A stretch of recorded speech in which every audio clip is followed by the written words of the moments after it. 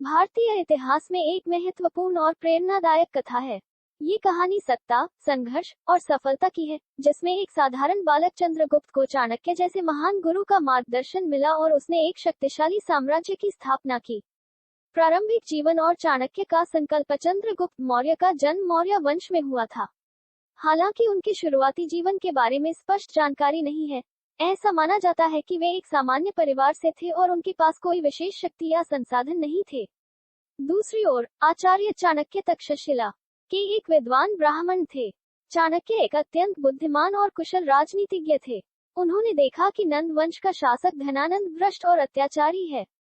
उन्होंने संकल्प लिया कि वे इस अत्याचार को समाप्त करेंगे और एक न्यायप्रिय और शक्तिशाली शासक को गद्दी पर बैठाएंगे। चाणक्य और चंद्रगुप्त की मुलाकात। चाणक्य को एक दिन चंद्रगुप्त मिला, जिसने अपने साहस और नेतृत्व क्षमता से उन्हें प्रभावित किया। चाणक्य ने तुरंत समझ लिया कि यह बालक वह है जिसे वे ढूंढ रहे थे।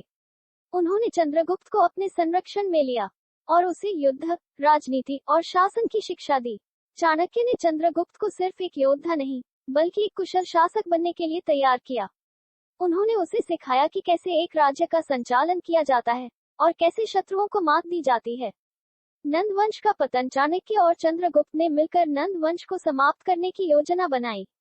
वे जानते थे कि सीधे युद्ध से यह संभव नहीं होगा, इसलिए उन्होंने कूटनीति और रणनीति का सहारा लिया। चाणक्य ने नंद वंश के आंतरिक विरोधाभासों का लाभ उठाया और धीरे धीरे उनकी सत्ता को कमजोर किया। अंततः चंद्रगुप्त ने चाणक्य की योजनाओं के अनुसार नंद वंश के सैनिकों को पराजित किया और पाटलिपुत्र, आज का पटना, पर अधिकार कर लिया। इस प्रकार चंद्रगुप्त मौर्य भारत के पहले मौर्य सम्राट बने और नंद वंश का अंत हुआ। मौर्य साम्राज्य की स्थापना। चंद्रगुप्त मौर्य ने अपने गुरु चाणक्य के मार्गदर्शन में मौर्य साम्राज्य की स्थापना की। उन्होंने अपने शासनकाल में भारत के अधिकांश हिस्से पर विजय प्राप्त की और एक सशक्त और संगठित साम्राज्य का निर्माण किया। चंद्रगुप्त का शासन न्यायप्रिय और प्रजा के कल्याण के लिए समर्पित था। चाणक्य ने चंद्रगुप्त के शासन में प्रधानमंत्री के रूप में सेवा की और राज्य की नीतियों को निर्धारित करने में महत्वपूर्ण भूमिका निभाई। उन्होंने अर्थशास्त्र नामक ग्रंथ की रचना की, जो आज भी राजनीति, अर्थशास्त्र और शासन के अध्ययन में महत्वपूर्ण माना जाता है।